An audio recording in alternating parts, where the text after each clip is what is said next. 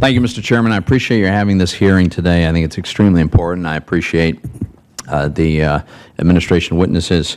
We all do agree, as Senator Tester mentioned, that Iran is certainly among, if not the most dangerous regime in the world. The question is, what should we do about it?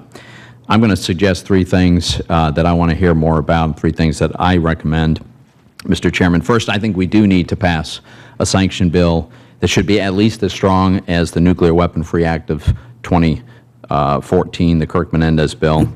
I also think we should make it clear to the President that he should seek to preclude any uranium enrichment capability by Iran in a final agreement that is reached. And I think that any such agreement negotiated between the administration and the Iranians should be put to Congress for a vote before it becomes operational. Let me touch briefly on why.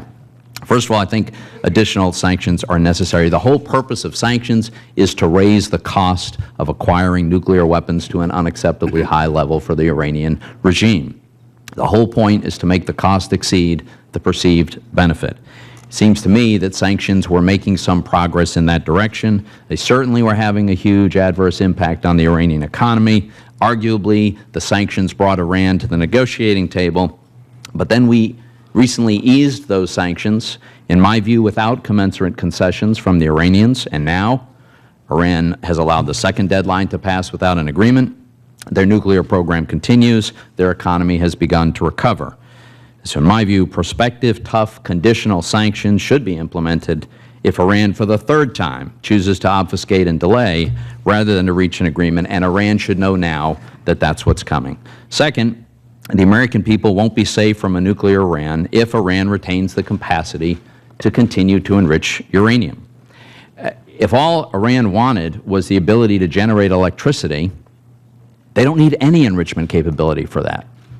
The fact is, you can buy enriched uranium. The Iranians have a contract with Russia to do exactly that. There are 18 countries around the world that have peaceful nuclear energy programs without any active enrichment capability. They purchase their uranium.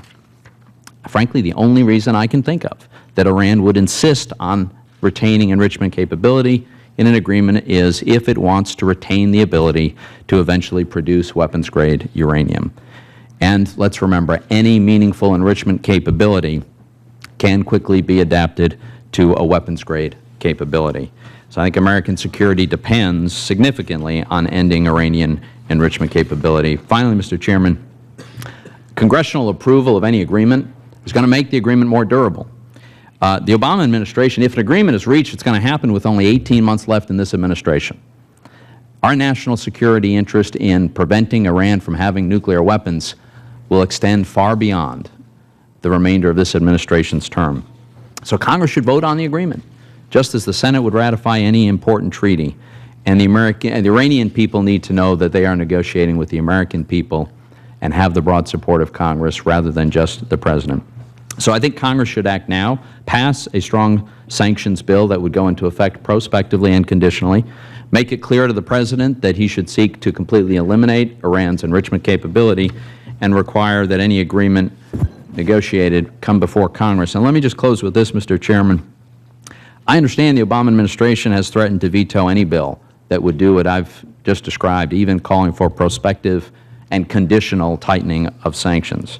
The President argued in the State of the Union that new sanctions passed by this Congress at this moment in time will all but guarantee that diplomacy fails.